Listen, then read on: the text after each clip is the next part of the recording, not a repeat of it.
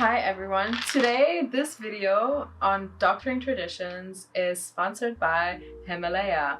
And this is the perfect moment to look at how brands such as Himalaya have modernized Ayurveda in such a form that we don't take things in plant form anymore or powder form that much anymore. And instead we take it in what form? The pill form introduced to us by the biomedical sciences and the pharmaceutical industry in the late 19th century. So I think this is a great opportunity to look into how Ayurveda has modernized over the past centuries, and let's get into it by reviewing the book Doctoring Traditions. Projit Bihari Mukharji starts his book Doctoring Traditions, Ayurveda, Small Technologies and Braided Sciences with the question, what makes modern Ayurveda modern? He is trying to answer this question by making a socio-historical map on how modern Ayurveda came into existence. In his research, Mukharji investigates how multiple small and new technologies influence the paradigm of Ayurveda. He traces the history of those same technologies through time and to show readers exactly what is modern about modern Ayurveda.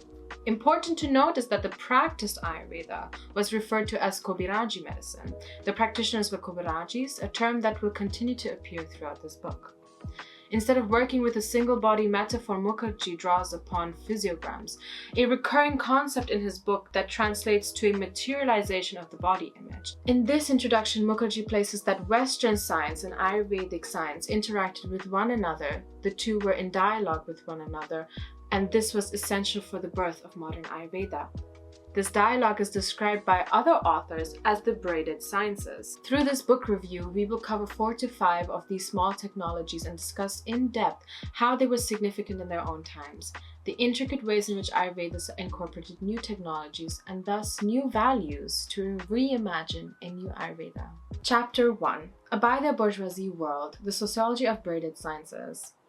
In this chapter, we are going to start looking at the socio-historical map of how 3 families modernized the understanding of Ayurveda as we know it today. There were a group of families who were well educated in Sanskrit and English, those who also had a background in biomedical sciences in India and in Bangladesh.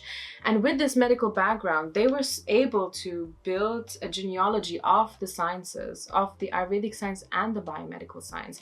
And in this way, they also brought in a different perspective from the biomedical sciences and therefore started braiding and curating the text for Ayurveda.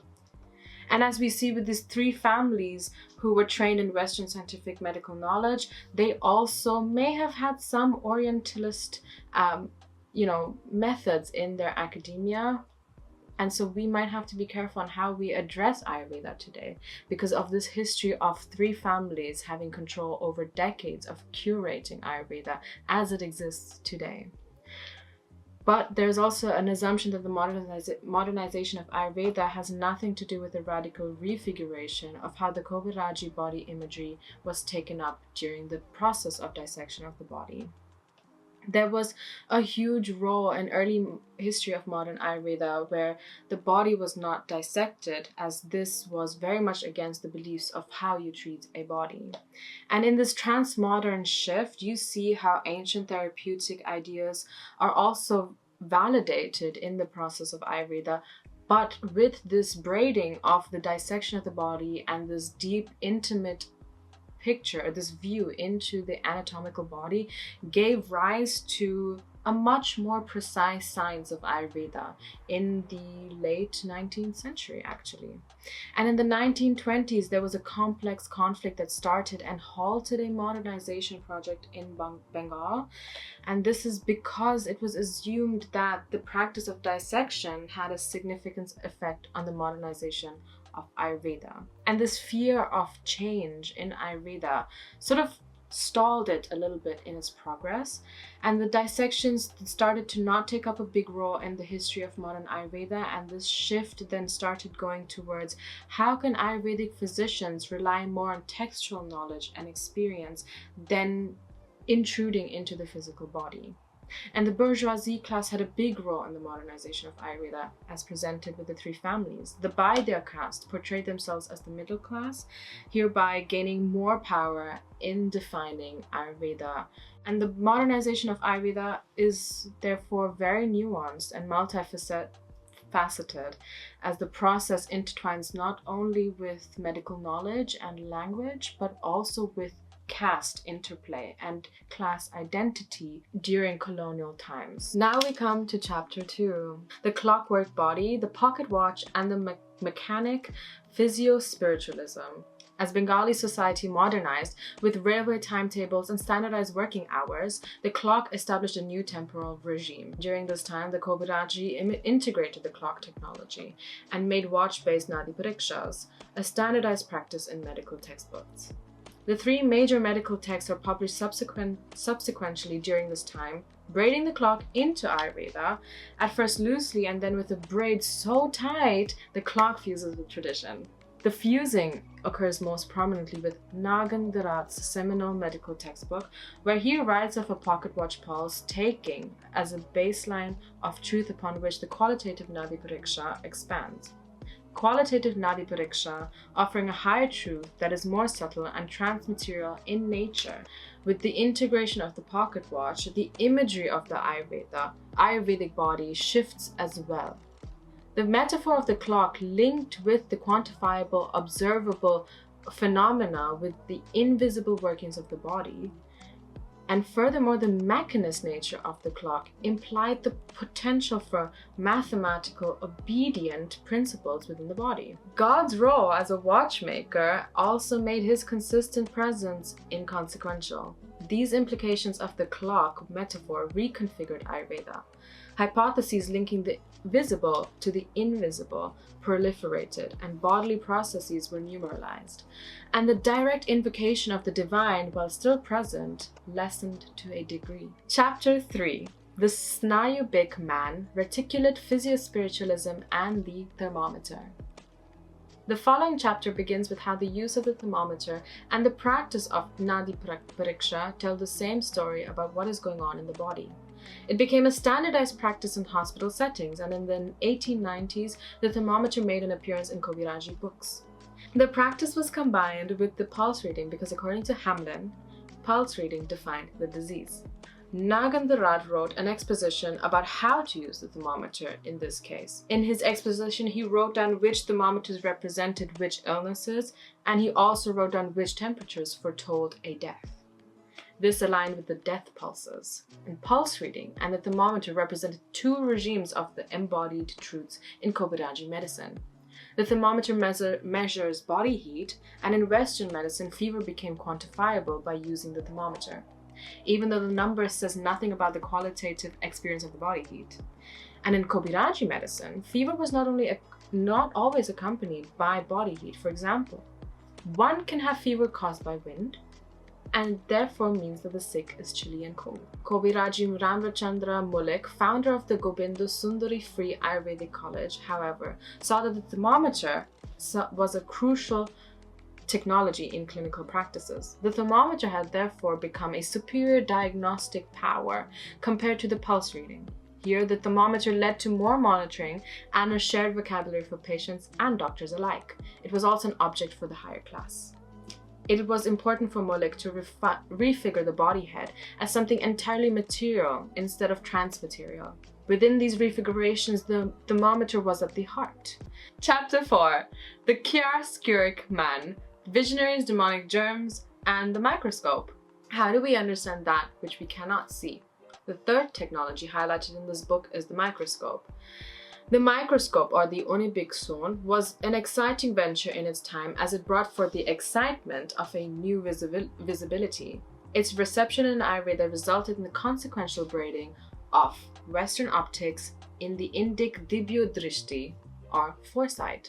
This practice was seen as escaping the confines of historical time by situating itself amongst the spaces of transcendence. Meanwhile, modern Ayurvedic seeing was rooted within the very confines of historical time, emphasizing a more Sherlockian way of deducing illness and rationalizing intuition.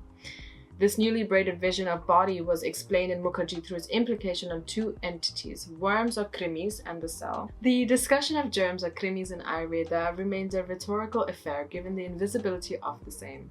In the end, this debate was satisfied by the technological reproduction of worms brought forth by the new microscope which enabled vision. This was complicated further by the questions of the cell. How does it differ from the worms? And consequently, how should we treat it? Elements formerly assigned to be associated with the transmaterial body were redefined as being aligned to the nervous material and lymphatic systems. Two authoritative knowledges, one that pushed for intuitive knowing, inner eye of the wisdom, and another that begged to see the light to know it was real.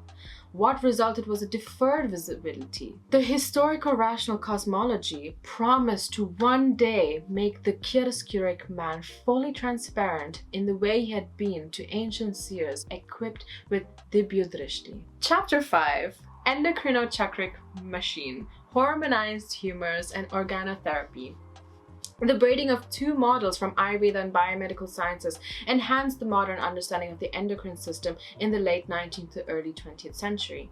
When patients in the US would come seeking treatment for their sexual vitality and health, Ayurvedic practitioners would compare the vitality of an organ to that of an animal used in modern biomedical sciences. An example is when a male patient would require the testes of a guinea pig, whom at the time was seen to have a legitimate status of equal anatomical vitality as a human being, as an ingredient for his Ayurvedic tonic. This phenomenon of Ayurvedic practitioners using popular objects to create analogies of health, anatomy, and treatment is seen again in the early 20th century when there were advances in research on hormones in the endocrine system and organotherapy.